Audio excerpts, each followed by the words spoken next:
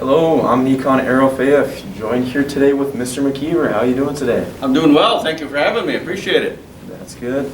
So I just had a couple questions about, we're back in school today, and straying further and further away from Zoom. So what do you think?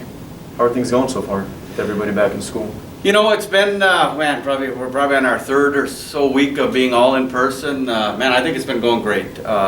Kids have been great. We're trying our best to social distance. Mask wearing's been really good for the most part. We got to give a few reminders here and there, but that's part of the process. That's part of learning, part of growing up. But all in all, I think me and the staff are very pleased with the way it's been going all in. All right, how do you think the students are handling it all? I think the students have been really resilient. It's made a lot of difference from being hybrid learning to distance learning to being all in.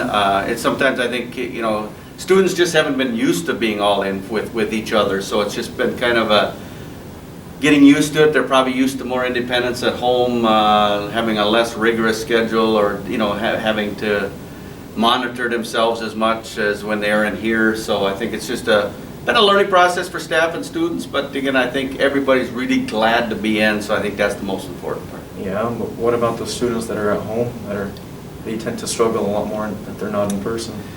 Yeah, and that's been a fact throughout the state of Minnesota, and I think nationally. I think it's a concern we all have. Kids just do not learn, and that's probably a good lesson for all of us as we went through this process, is that learning is going to probably take place better in a public school building, where you have access to teachers, extra resources, extra help, more guidance, more self-instruction from teachers if I have a problem. So it's unfortunate. Some people just have to be home for whatever reason, and we respect everybody's choices no matter what they do in life. It's just some people just feel it's a need for safety to be home, and we try to deliver as much help as we can to those students. We still have our teachers fully available, after school, during their prep hours, so we always want kids to, reach out to us if they need extra help. Yeah, all right. And so, is there any plan for the students who are struggling a lot, or? Yeah, there really is. There's been kind of a plan, throughout the year. We've been trying to, make sure that kids can still, make up grades, things that were kids that had failed classes. We give them an opportunity to an elongated period of kind of a grace period to hand more things in, get passing. That helped for a lot of students, but didn't help for all students. So our plan this summer is to have, not a summer school per se, but an avenue for students to, again, probably come back and either refresh their skills in the elementary and more reading and math. And then the high school is going to probably come down to more try to recover some of the credits that are lost. We don't have the full model figured out yet, but we're going to have some information coming out this spring about some availability of having certified staff on hand in the school building during the summer months to help kids fill their gaps of learning, but also, get that credit recovery done. That sounds like a good plan, although I think some students wouldn't really like that idea, coming back to school for summer. Well, I know that. And again, I think it's been a very, very long process for everybody, so sometimes, more schooling isn't always the answer. Sometimes less is more, but in this case, we just have to give the opportunity. And I don't want it to be full-scale credit recovery. I don't want it to be like our online Plato system, or going back and redoing the entire 10th grade economics course or the entire 11th grade semester of algebra.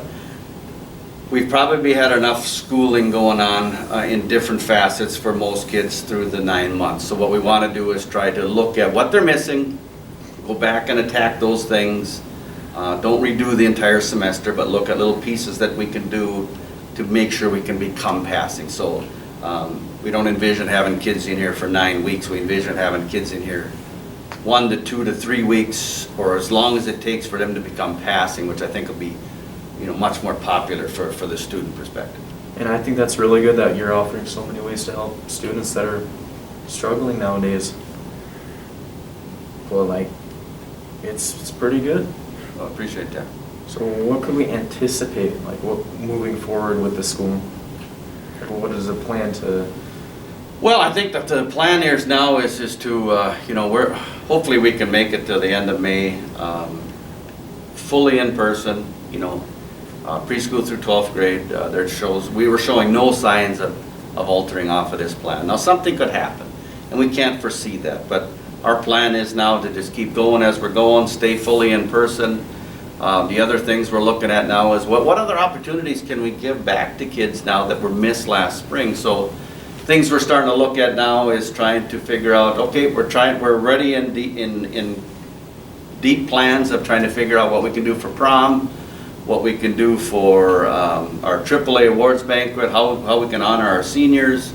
Can we have graduation in the gym again, maybe in a limited capacity, but we're trying to figure out senior class trip, all these things that we're going to try and pull off, you know, as long as the state allows us to. Yeah, the end of the year is coming up, so that's kind of on a deadline. Yeah. For the seniors, because I know last year they missed out on a couple of things, and I think the seniors this year would really appreciate everything that you're doing for them. Well, are there any thoughts on next year, school year? Well, you know, just in closing, I think, you know, we can never foresee the future, but, you know, I think it's our hope that, you know, between immunizations and everything else that's going on, you know, I fully expect, hopefully, that we can come back next fall, hopefully without masks, hopefully we're fully in person, because I think, you know, we got 4 or 5 months to really turn the corner here, so we're really excited to start next fall with probably, hopefully, 0 limitations. All right, that sounds like a good plan. Well, thanks for coming down today. Well, I appreciate the opportunity to visit with you. Thank you for having me down.